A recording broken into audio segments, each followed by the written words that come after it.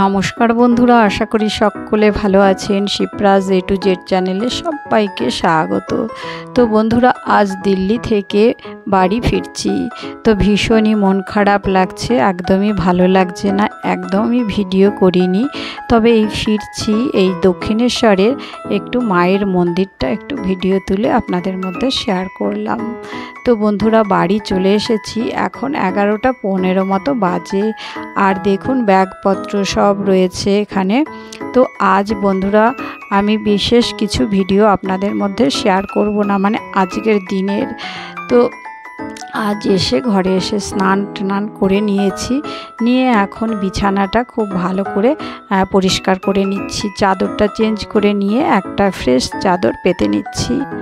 আর এইদিকে হাজব্যান্ডও বাজারে গেছে, ও কিছু বাজার করে নিয়ে আসবে, আর নিয়ে এসে দুপুরে খাওয়া দাওয়া করে আবার বিকেলের দিকে বাড়ি যাবে, শ্বশুর বাড়ি, কারণ ওখানে একটু দরকার আছে, সেই জন্য যেতেই হবে, তো যাবে।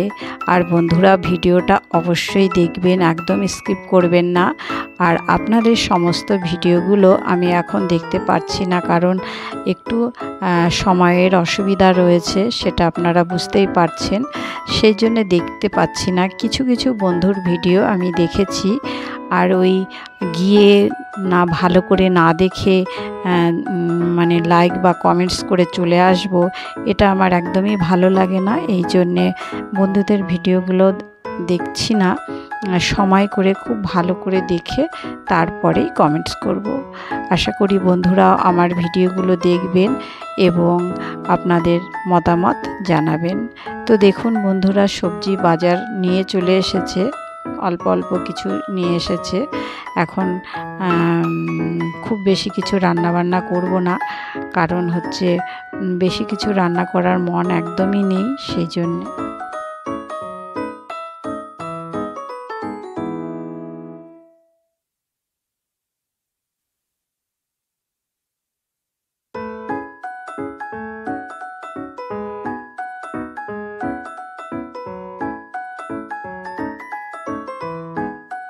আর বন্ধুরা, এটা হচ্ছে নেক্সট ডে, মানে ছেলের কাছ থেকে ফিরে আসার পরের দিনের ভিডিও। আজও সকালে উঠে সমস্ত কাজকর্ম সেরে নিলাম। আর বন্ধুরা, এই দেখুন আমি গতকাল যে বিছানার চাদরগুলো তুলে রেখেছিলাম, সেগুলো তো আর কেচেছিলাম না, তো আজ কেচে সবগুলোই মেলে দিয়েছি এবং এগুলো শুকিয়ে গেলে আরও কিছু কাপড় জামা মেলে দেব। আর হাজব্যান্ড যে বাড়ি গেছিল, এখন আজকে আসবে, মানে 2টো নাগাদ আসবে। তো আমি একা একা ঘরেই রয়েছি, তো একদিকে মনটাও খারাপ লাগছে, ছেলেটার কাছ থেকে এসেছি, আবার অন্যদিকে কাজগুলোও করতে হবে, করে নিচ্ছি। আর এখানটায় দেখুন, এখানে অনেকগুলো গাছ থাকে, তো আজ গাছগুলো নেই, কারণ আমি দিল্লি যাবার আগে এখানে সিঁড়ির যে জানলা রয়েছে, সেই জানলার ধাপে গাছগুলো রেখে গেছিলাম। আর এখানে এক দিদি আর ওই আমার বন্ধু, ওদের বলে গেছিলাম, ওরা একটু জল দিয়েছে। আর গাছগুলো দেখলাম বেশ সুন্দর তরতাজা হয়ে আছে। আর এই তুলসী গাছটা বেশ ভালো আছে। আর তখন বৈশাখ মাস ছিল বলে ঝরাটা আর খুলিনি, এখন খুলে দেব। আর এটা হচ্ছে অ্যালোভেরা আর স্পাইডার প্ল্যান্ট। তো এই 2টো গাছ রয়েছে, এরাও বেশ ভালোই আছে। এই জায়গাটা কিন্তু বেশ ফাঁকা ফাঁকা লাগছে। 2-3 দিন পর গাছগুলো এনে এখানে রাখবো। আর দেখুন বন্ধুরা, বিছানার চাদরগুলো সব শুকিয়ে গেছে, আর কিছু কাপড় জামা ছিল সেগুলো কেচে মেলে দিলাম, আর 2টো ব্যাগও ধুয়ে দিয়েছি, সেগুলো মেলে দিয়েছি। কিছু চটি চপ্পল এইসবও ধুয়েছি, সেগুলো এখনও বাথরুমে রয়েছে, একটু পরে মেলে দেবো এখানে। তারপর স্নান করে নিয়ে যে পুজো করে নিলাম। পুজো করতেও আমার বেশ খানিকক্ষণ সময় লেগেছে, কারণ এখানটা বেশ নোংরা হয়েছিল, সেগুলো পরিষ্কার করা। এই ঠাকুরের বাসন কোসন 2টো একটা যাই আছে, এগুলো সব কিছু মেজেছি, তারপরে পুজো টুজো করে নিলাম। পুজো করে নিয়ে এবারে রান্না করে নেব।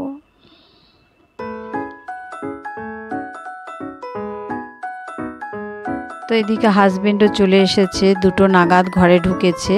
বাড়ি থেকে দেখুন এই যে আমার যা কতগুলো কারি পাতা দিয়ে দিয়েছে। তো ওই কারি পাতাগুলো বেশ ভালোই আমার কাজে লাগবে, কচি কচি পাতা, বেশ সুন্দর। আর এটা হচ্ছে কাকা শ্বশুরের ঘরের দেওরের বউ এই লেবুগুলো দিয়েছে। ওদের মাঠের জমিতে লেবু গাছ আছে, সেইখানে লেবু চাষ করছে ওরা, তো সেখান থেকেই অনেকগুলো লেবু দিয়েছে। তো অল্প কটা এই আমার হাজব্যান্ড নিয়ে এসেছে। আর আমাদের বাড়িতে মানে আমার শ্বশুর বাড়িতেও এই পটল চাষ করেছে, তো সেখান থেকে অল্প কটা পটল এনেছে। তো এটা হচ্ছে পাকা পটল। এই পাকা পটলটাও বেশ ভেজে খেলে কিন্তু বেশ ভালো লাগে। আর এখানে অল্প কটা পটল দেখতে পাচ্ছেন, চাষের ক্ষেতের পটল, অথচ অল্প কটা, কিন্তু ওরা অনেক পটল দিয়েছিল। তো হাজব্যান্ড অল্প কটাই পটল নিয়ে এসেছে।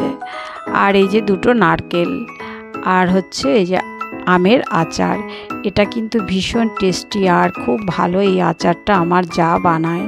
এটা চিনি দিয়ে বানিয়েছে বন্ধুরা, চিনি দিয়ে এই আমের আচার একবার তৈরি করে দেখবেন, অসাধারণ হয়, খুব ভালো হয় খেতে। আমার অনেক বন্ধুরা আমাকে বলেছে যে আমের আচার আবার চিনি দিয়ে কখনো খাইনি। সত্যি বলছি, এরকম একটু চিনি দিয়ে তৈরি করে দেখবেন, দুর্দান্ত লাগে কিন্তু এই আচারটা খেতে। আর এই যে গতকাল ঝিঙে আলু কি সমস্ত বাজার করে দিয়েছিল, সেটাই আজ রান্না করেছি। তো আলু ঝিঙে পোস্ত করেছি, এইদিকে শাক ভাজা করলাম একটু, আর ওই মুসুরির ডাল। তো আর বিশেষ কিছু আমি রান্না করিনি, কারণ আমার একদমই ভালো লাগছিল না রান্নাবান্না কিছুই করতে। এরকম ছেলের কাছ থেকে এসেছি, মনটা তো খুব খারাপ লাগছে। তো জানেনই তো, এটা আর বলার কিছু নেই, প্রত্যেক মায়েদের মন কীরকম হয়। তো যাই হোক, রান্নাবান্না এই হলো, আমাদের খাওয়া দাওয়া এখন করে নেব। তো বন্ধুরা, খাওয়া দাওয়া হয়ে গেছে, হয়ে যাওয়ার পর সমস্ত বাসন টাসন মেজে নিচ্ছি। আর একটা কথা বন্ধুরা, আমি আজ বিকেলে যাব আমার এক বন্ধুর সঙ্গে দেখা করতে। এই বন্ধু আর আমার হাজব্যান্ড সবাই এক বোকারোতে এদের পোস্টিং ছিল। তো সেখানকার বন্ধু, খুবই ভালো লাগছে। ওর মেয়ে এখানে থাকে, তো মেয়ের কাছে এসেছে। আসার পর আমাকে ফোন করেছিল, তো বলল এসো বিকেলে দেখা করব। তো ভালোই লাগছে, মনটা আনন্দই লাগছে যে এতদিনকার বন্ধু দেখা হবে। তো বিকেলে যাব, বন্ধুরা অবশ্যই সঙ্গে থাকবেন। তো আমার দুপুরের কাজও হয়ে গেল, এবার একটু রেস্ট নিয়ে নেব। তো দেখুন বন্ধুরা, আমার সমস্ত বাসন ধোয়া হয়ে গেল, এবারে গুছিয়ে টুছিয়ে নিচ্ছি।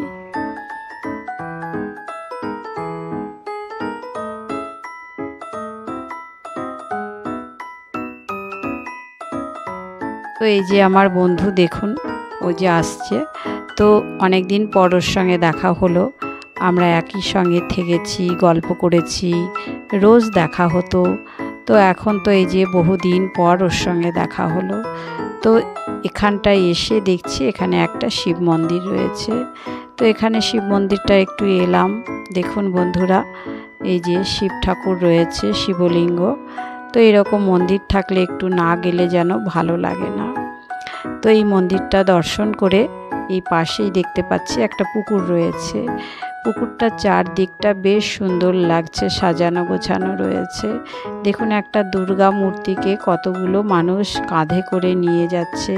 এই থিমটা বেশ ভালো লাগছে। আর চারিদিকে খুব সুন্দর সুন্দর থিম রয়েছে। এখানে দেখুন অনেক সুন্দর সুন্দর স্ট্যাচু রয়েছে। তো বেশ ভালো লাগলো। আর বন্ধুদের কেমন লাগলো ব্লগটা? ভালো লাগলে অবশ্যই সঙ্গে থাকবেন।